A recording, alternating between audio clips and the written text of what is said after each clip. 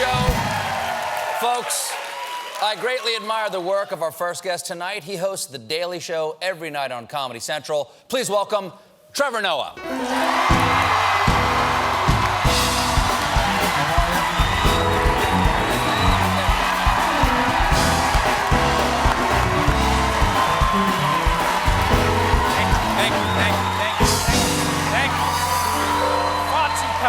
Far too kind.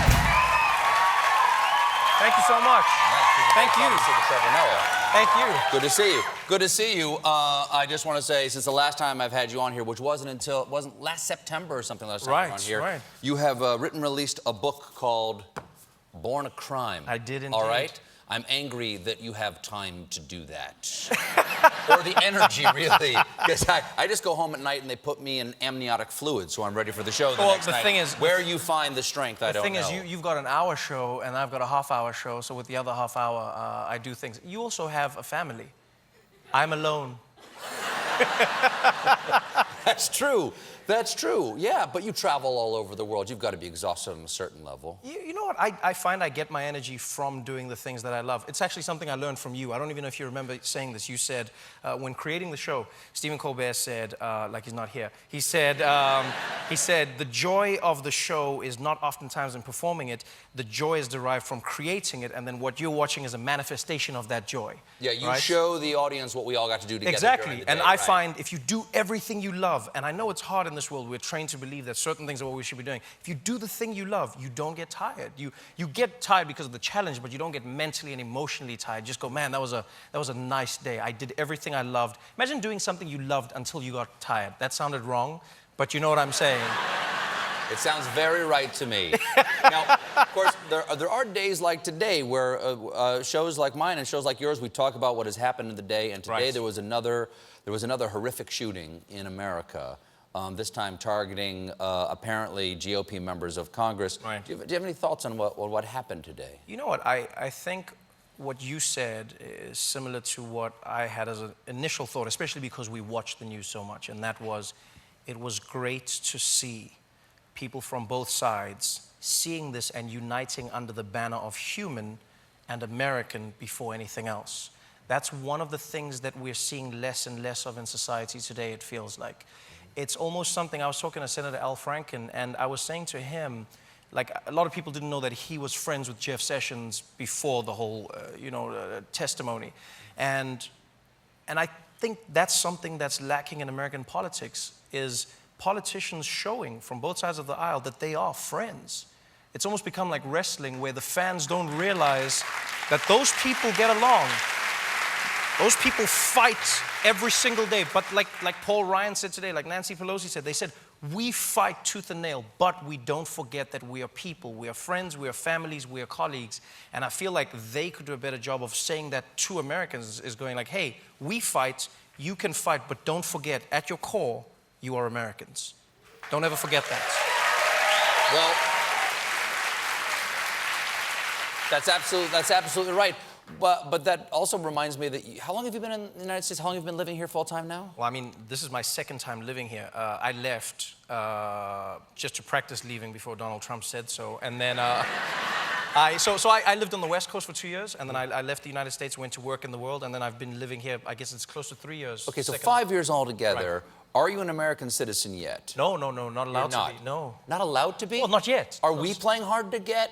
No, it's just time. I get it. You guys are like America's like with an immigrant. They're like, we just want to see like where this is going, and we figure out like if you're like really into us or not, and like let's take it slow. And I get it. And I get it. That's the question. Are you really into us, Trevor Noah? Well, you know, after 3 years here and every night talking about what's going on in America and America's relationship with the world, do you still find us attractive? I'm here and I'm loving it. You know, I'm a citizen of the world, and I've always loved living in the United States. You can't actually be a citizen of the world.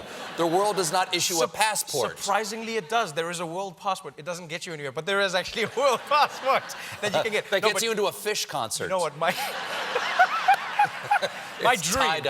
dream, honestly, my dream was always to live in the US, mostly because this was the home of stand-up. And I live that dream every single day. I'm blessed. I get to live in New York City. Like when people go, which country do you live in? I go, I live in New York. It's not a country, it's a place. And if you know New York, you know what I'm talking about. This is a world Every unto language itself. is spoken here. Every religion is Unto practiced itself. here. So you know, I don't take that for granted, and so I mean, I wait to see. Let's put it this way: if America is around when I can become a citizen, then maybe we'll see if I join in. God, I hope so. We don't know. We don't know. Maybe you I'll don't- be inviting you to South Africa. You never know.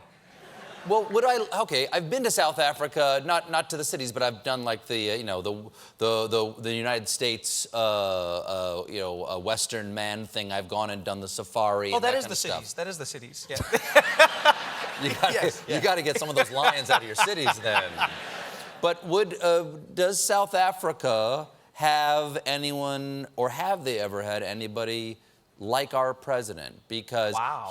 we've never had a Donald Trump before, so we don't know entirely what to do with him, because he seems to break a mold. He breaks a lot of norms Yes, for he us. does. Yes, South Africa had one. Look, it's tough. Donald Trump is so different that I don't know that I can definitively say that we've had or not had a Donald Trump. I mean, he reminds me of African dictators, but I don't know for certain if what we've ways? had How does he- one. how does he remind you? Well, I mean, I've said many times, like, you know, he loves himself. He believes that only he can fix the problems. He speaks in the third person.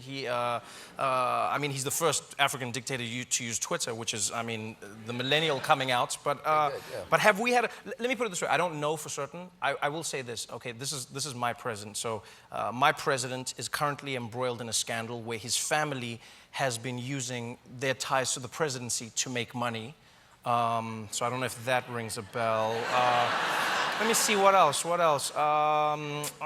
He had a few issues before he became president with sexual harassment and... No, okay, let me think. He's friends with Vladimir Putin, that's different. No. I don't know, you tell me, Stephen. I'll trade you. Just to try. We should do that, Like right? swapping. We should do a president swap. Yeah. You should do a Love it president down swap. there. I will say this. Now imagine Donald Trump and if he was black. He's a man of color? Is that Yes. what you're going to say? You can say it. You can say it. I mean, No, I you can wasn't say it. sure. You can say it. You can say it. You can say it before I can, my friend. Okay, The Daily Show is doing something interesting this weekend. You do something interesting every day, but you're actually doing something on the weekend. What is it you're doing? Explain to the good people what you're doing here in Manhattan. So here's the thing. I mean, a lot of people go, hey, as The Daily Show, you guys hate on Donald Trump, and I don't believe that we do, but I did feel that there is something we could do for the president in and around his birthday, and we thought, you know what, there's been a concerted effort by people, especially within the administration, to silence the president's tweets. We know about this. It makes Kellyanne them Conway, nervous, yeah. Sean Spicer, they go like, ignore the tweets, and I don't think that's cool. Say what you want about his presidenting. He's the king of Twitter. He rocks it. You can't hate on Donald Trump when it comes to Twitter, so we've decided to have a Twitter presidential library that honors Donald J. Trump's tweets. Oh. And now normally, yeah, thank you very much. And, you know, normally I know in America you have the presidential library when the person leaves office. Yeah. We don't know when that will be. Or ever. You don't know, so appreciate the person while they're still around. And Where we're hosting is it? How can I see it? It's actually a block away from Trump Tower. It's going to be on 3 57th Street, 3 West 57th Street. So he can like just pop out and then, yeah, just like, you know. Are there any displays? It's everything. It's going to be like the Twitter library. It gives you context, who the tweets were about, what they were about, tells you the story. Like he's an amazing man when it comes to Twitter. Like if he was running for Twitter president, I would say everyone should vote for him. Everyone. Are they organized by subject? Are they organized by hashtag? Well, as much as we could. Yeah. The only subject that's consistent is sad. That's the only thing. So there's like a sad Hall of Fame There somewhere. is the sad in there. Hall of Fame. Okay, very good. That's about it. Very nice. How you said you came, you love New York because New York is the home of stand-up. You still do stand-up on the weekends, right? I do, yeah. Not just in the United States, like around the world. Like Yeah. you fly. How do you find the time, and how do you have any jokes left after doing a week of jokes on the Daily Show? I find I get the jokes from the stand-up and then I bring them to the Daily Show. So I love touring in the U.S. because I love seeing the United States. So if I talk about Nashville, or if I make a joke about El Paso, Texas, or if I say something about Erie, Pennsylvania, I like to know that I was there, because there's places I would have never gotten to see otherwise. I've been to 45 states now. I've been to hundreds of U.S. cities. I'm trying to see as many as possible. I saw Mar-a-Lago in person because of stand-up. I would have never gone to West Palm Beach, Florida, but I did. And I walked and I went to, they didn't let me in, but I went to Mar-a-Lago. I hear it's very nice. I've heard it's very nice, but I got there and then I said, can I come in? And then the guy was very sweet. He wasn't like mean. He's like, no, sorry, it's members only. And I said, I am the host. And he's like, we know who you are. He's like, you can't come in. We all know who you are. No, he didn't say you all. He was just like, we know. Almost like security knows who you are. We'll have a good show tonight. Nice to see you. Thank you again for having me. His book, Born a Crime, is available now. Trevor Noah, everybody. We'll be right back with Ilana Glazer.